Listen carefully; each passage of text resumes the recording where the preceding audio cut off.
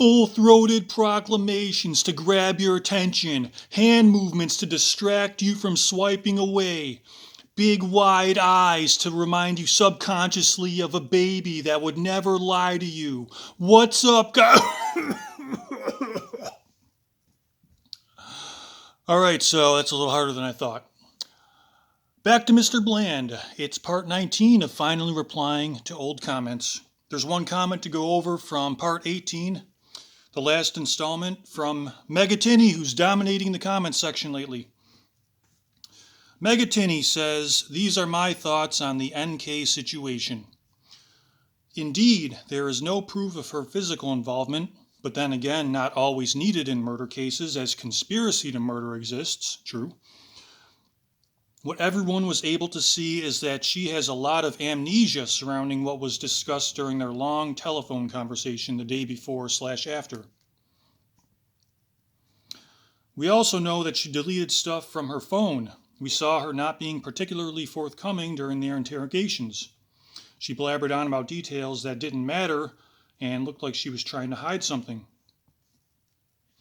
Real quick on all that, that could be, again, I'm open to her actually being involved. I just have yet to see the evidence. But all of that amnesia and trying to hide something and being more concerned protecting herself than finding the truth of the matter to bring justice to the innocent victims, all that, first of all, she's selfish and rotten.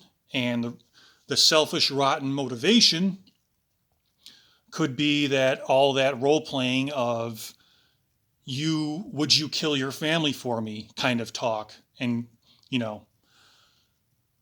I want to have your first son. You're going to give up all you have for me. That thing she said in the one interrogation where she talked to Chris, she was looking at his massive house and his beautiful wife and beautiful kids and saying, "You would give up all of this for me?"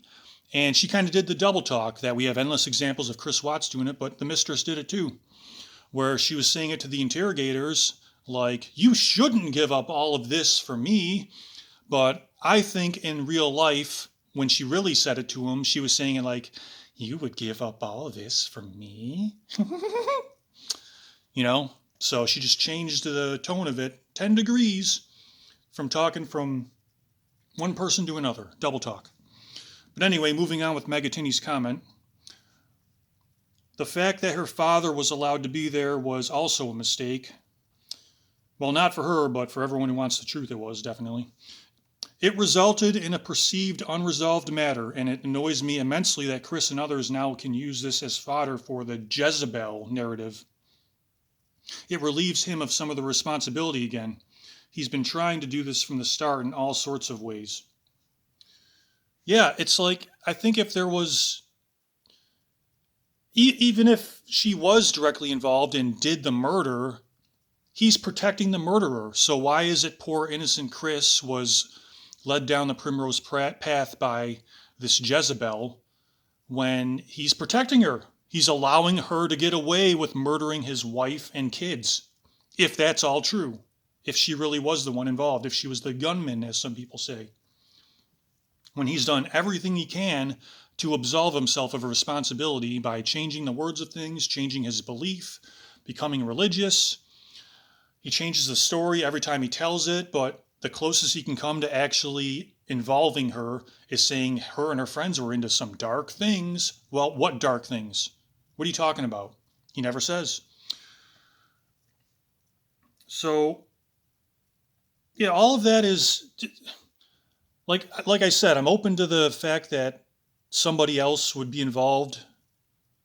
It's just that, I was like, oh, okay, you think the mistress really did it? Let's hear your answer. And it's kind of like the same response to the people who believe the mistress was directly involved with the crime is the way I thought of the flat earth conspiracy. It's like I was open to it. Oh, flat earth. What do they mean? Do they mean like the earth is flat on the hyperdimensional sphere of the universe? Are they saying it's an optical illusion? What are you talking about? What have you got?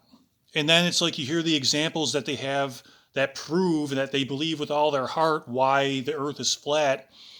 And it's stuff that a kindergartner would say doesn't make any sense. You think the entire Earth is under a glass dome, but you don't know how high it is. You don't know if the sun is on the inside or the outside of the dome. You don't know if the moon is on the inside or the outside of the dome, despite the fact that we've have planes that fly up into the air with people on them. They're not getting hotter.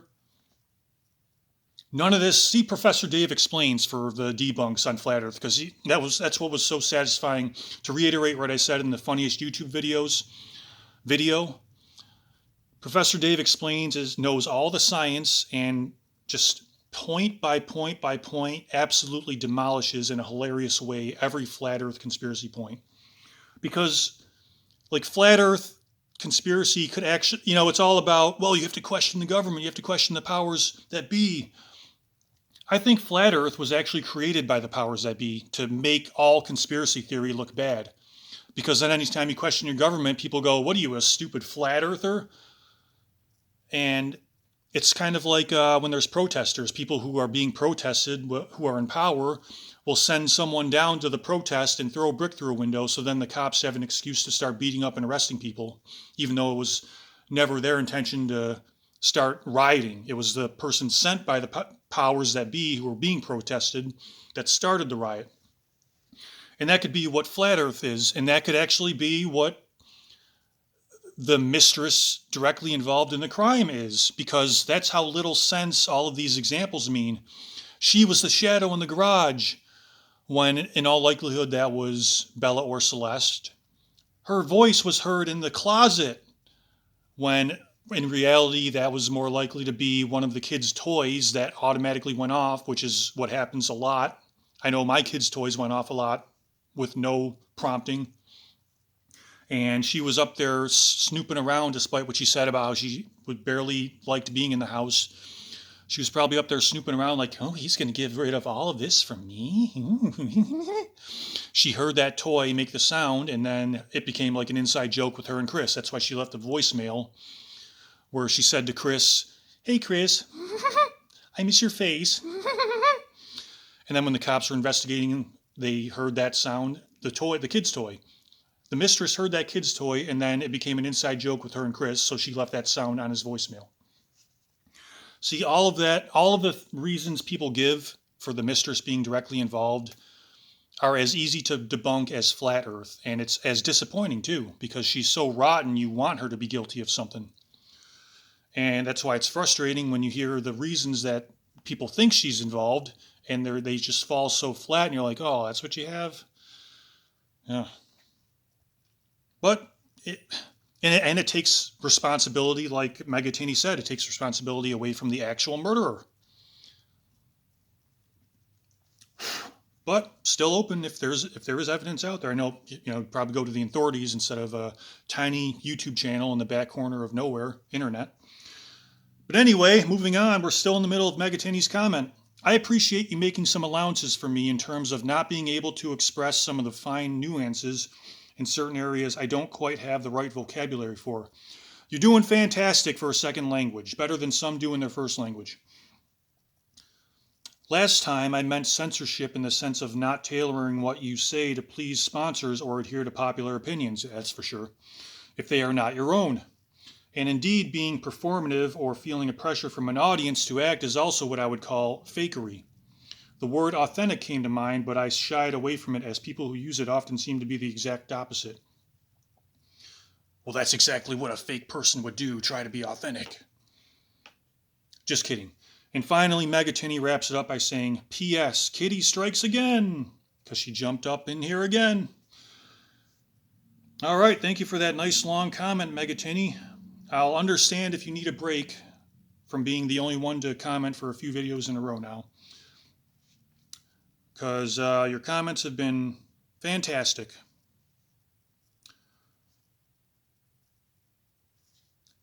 And I understand that with this tiny channel, I mean, I can't hide the numbers, you might feel some pressure to be the only one so that it's not a ghost land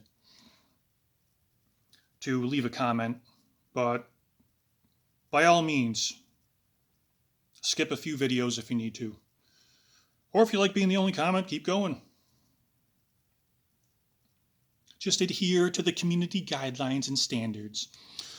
Okay, the next comment, the old comment, getting back to replying to old comments from, man, 10 minutes in already, just on the first one. Okay, it was his master plan revealed, part 8, comment section is where we left off. Colonel Clink 14 said, salvation is absolutely free, instant, and eternal, received solely by trusting in the person and finished work of Christ alone, and is certainly not conditional upon service to God. Service, discipleship, if you choose it, can cost you everything if you go all out in serving God. Well, Colonel Clink, you're kind of saying two opposing things at the same time there without giving the overall framework within which these juxtaposing points belong next to each other. So I'm not really sure what you're saying, because in the first part of that, you're saying that you pretty much have absolute salvation just by trusting Jesus Christ with no other conditions. And then in the second one, you're saying you lose everything by doing that. So you get everything, but you lose everything by doing the same thing. I guess that's kind of true of anything. If you're still watching, on the off chance of that, you can, leave a more, elaborate on that a little more so my pea brain can understand it. Oh boy, Sonia Marie Alves de Mello. This one might take the rest of the video. Not quite too long. It's maybe I shouldn't, but I'll just go. Let's see how long it takes. 11:50. Let's see how long this takes. He was with Shanann for 8 years because he had nowhere to go. He never produced anything in life. The house was Shanann. He put the house in his name, bit joint name. Shanann was too thrusting. I'm reading it as it's written. See, Megatini, it's not so bad. She knew he was a low achiever, but she was in love, whatever love meant. He saw on Nick's younger versions of Shanann. I think by Nick, it says Nick here a lot. I think you're talking about the mistress. So anytime I say Nick, it's probably the mistress. And she had her own house, but was not inviting he in. IR was that serious she would. Bit these time he wants to be the Elfha and so ter to move in his house, Shanann house, proceeding on day it was sold and all bills paid, no kids maintenance, he would be in his mind free and rich, and no longer lives in someone else's house. That is, if he got away with murder. Okay, all of that could be one of the many things in his mind that, oh, if I sacrifice my family and go off with this mistress, I'll be free. That could be one element out of many that were swirling around in that poison brain that he never, if he brought to the light of day, then someone would have talked sense into him. But he kept it all in his head, so that just plugged into the very long formula that led to him ending up in prison for the rest of his life. But anyway, continuing on, free and rich, no longer lives in someone else's house if he got away with the murder, and Nick, the mistress, would bring some money as well. She most probably would sell and they would get a mortgage-free house on his name. And Nick would be next once the honey is over. Honeymoon? From her curator, she would get bored of him. Remember, he is a murderer. She would be next, with kids or no kids. Now that's probably accurate. Eventually the honeymoon would be over and then she would just be in line to be just like Shanann. Only I think even Chris would be smart enough to come up with a different way to do it so that the mistress wouldn't catch on to what he was doing. But I also think the mistress might find a new guy and have him do the same thing to Chris. But there's just no evidence of her being involved in this one. Just a lot of suspicion. But anyway, moving on with Sonia's comment. He enjoyed killing. He is a serial killer. Who knows? He already killed before. I would easily believe if he had. Police should check all people, women's or man's, he dates on internet. T looks the kind of guys who like boys as well. He was always awarked. Do you mean awkward? Something wrong with these guy. Shanann probably spotted his awkwardness, and tried to TO hard to bring life into the guy who was one gear behind. Yeah, because she was vulnerable and at the lowest part of her life, is my addition to that comment. Which is why she would settle for him instead of a real man. Shanann probably spotted, has already read that. The marriage was gone even before Nick, mistress. The baby idea to save the marriage just made it worther. Do you mean worse? Because that would be true, a baby to save a marriage, if it really was. But who knows? Chris was always the kind of guy who was just trying to be Mr. Nice Guy and always make it seem like everything was going good. So Shanann, it might have just been Chris's story that they had a baby to save the marriage, and it was really Shanann thinking everything was going good. And this was, remember she left that one Facebook post? I guess she could have been lying too, who knows, where she said, "You are the reason, Chris, that I was brave enough to agree to number 3, like the third baby was Chris's idea, and she was going along with it." Which, by the way, Shanann, I mean, God rest your soul, you didn't deserve to be murdered, but that is a kind of insulting thing to put online about your husband. Not insulting enough that, like, I would probably laugh about it, but it's not insulting enough to be murdered, but still. It's like, this baby wasn't my idea, guys. It was Chris's, but he's a good enough man that I went along with it. It's kind of weird, Shanann. Okay, anyway, getting back to Sonia's comment. Oh, crap.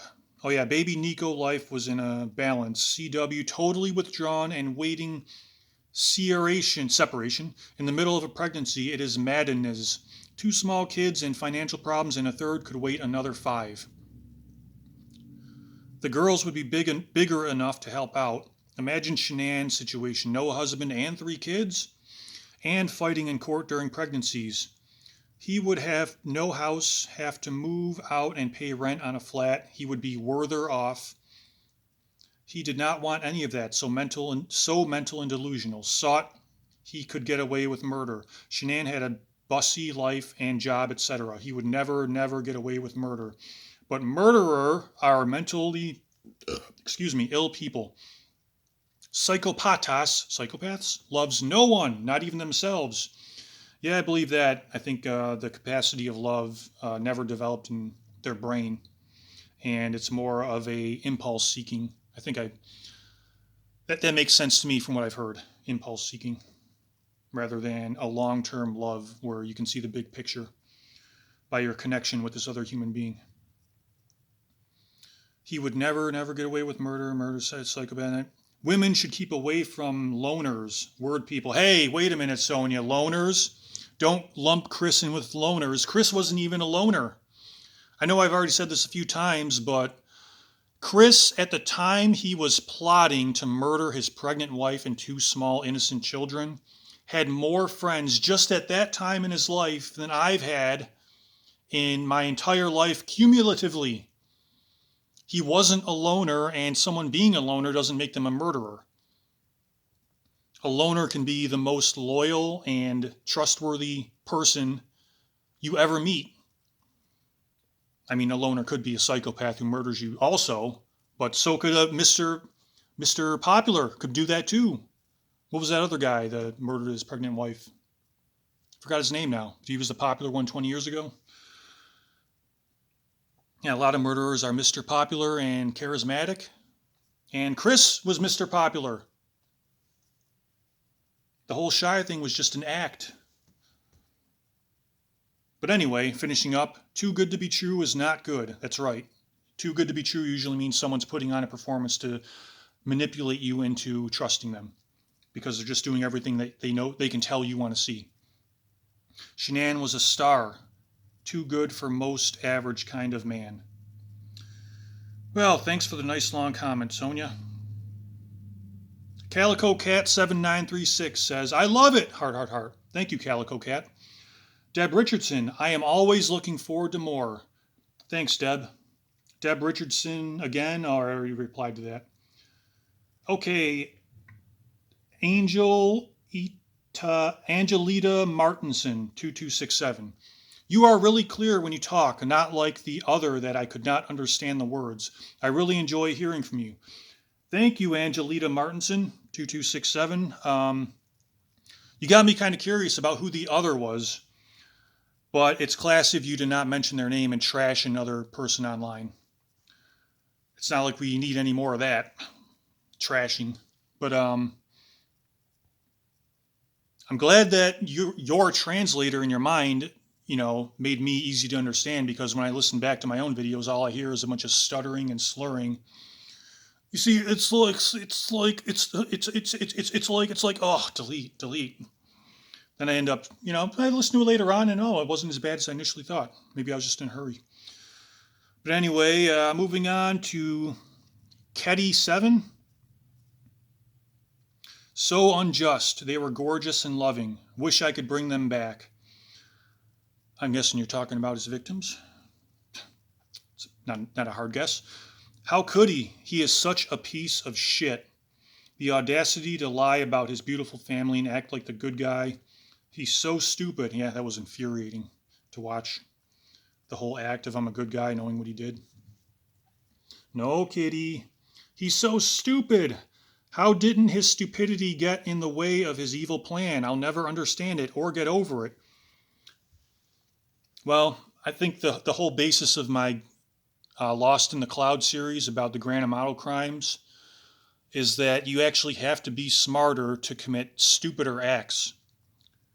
Really stupid people can't really cause a lot of damage, but if you're smart in a certain area, but dumb in many, many other areas, then you can do a lot of damage. For example, people who create weapons. I mean, it's amazing technology, but it's going to lead to possibly the destruction of our species. So we created our own destruction. So on one hand, smart, and in many more ways, as stupid as it gets. You had to be stupider or smarter to get stupider. See the Lost in the Cloud series, Grand Amato Interrogation Review, for more information on that. Anyway, finishing up with Ketty7's comment. There in my heart, there is a special place in hell for him. He has the gall to preach about God. He has no shame. He is not human. Well, it's hard to refute some of that stuff. Ketty7 again. Hey, Michael, thanks for your point of view. So interesting, and your impersonation of him is just gold. Thanks, Ketty7. Lee McGrish. Please keep them coming. Been eagerly awaiting for the next installment. I hope it was worth it, Lee McGrish. Thanks for letting me know. Megatini again. Viewer 62 reporting to tickle the algorithm. I like that phrase, tickle the algorithm. Chiming in just to tickle the algorithm. I've used that a lot since then.